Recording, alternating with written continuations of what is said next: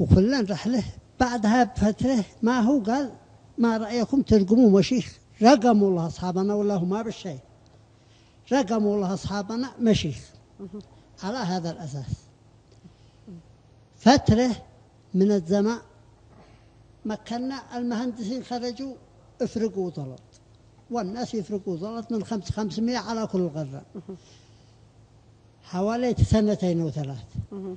المرة الثانية قالوا حفر البير حق مشروع الشرب يبدأ الدولة ودحفرها الدولة ونفرق على كل غرام 4000 ريال 4000 ريال. طيب. وعندي أسناد فيها هذه. الطريق الخط الدائري الذي يمر من باب الأهجر إلى قرية المحجر والعرة والهجرة وبيت سميع والحص. يعني كان يطلب منكم تأخذوا مبالغ في غير وجه حق. فرقت ما ناخذ شهنا يفرقوها به مع هذيا قدم العناصر الذي من مع أصحاب جباية مرتزقة حقها اللي يقومون بالجباية عناصر يعني كانت تأخذ مبالغ في غير وجه حق، خرج عن ما تم العهد به فوق المصحف وقام باقتضاء أموال لا داعي لاقتضاءها بواسطة مرتزقة من عدة أماكن ليسوا من الأهجر حتى.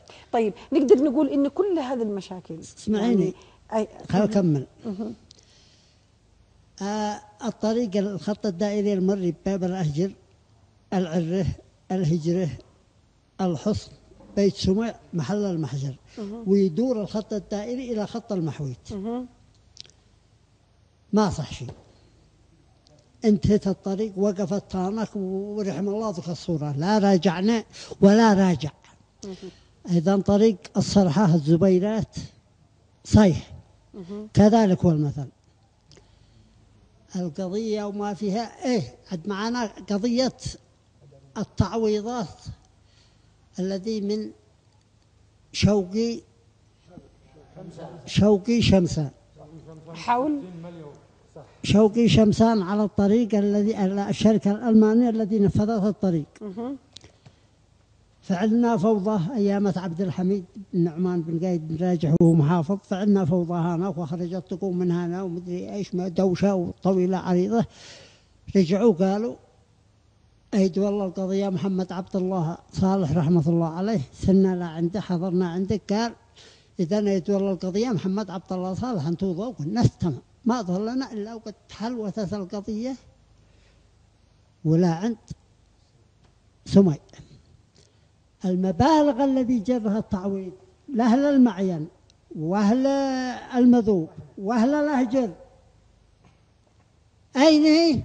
ندري. طيب برضه يا بنتي. طيب وقت البرنامج ولو وقت البرنامج ما طال وما قصر.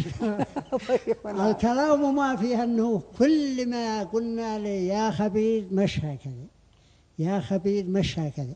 أيضا الجمعية الزراعية هذا الذي قال متعددة الأغراض لن يحضر حساب ختامي، لن يحضر يجمع الجمعية العمومية ويطلعوهم على كشوفة الحساب، وإنما عناصر الهيئة الإدارية مختار من قبله من الرفاق حقها من شلة الأخوان والسلام.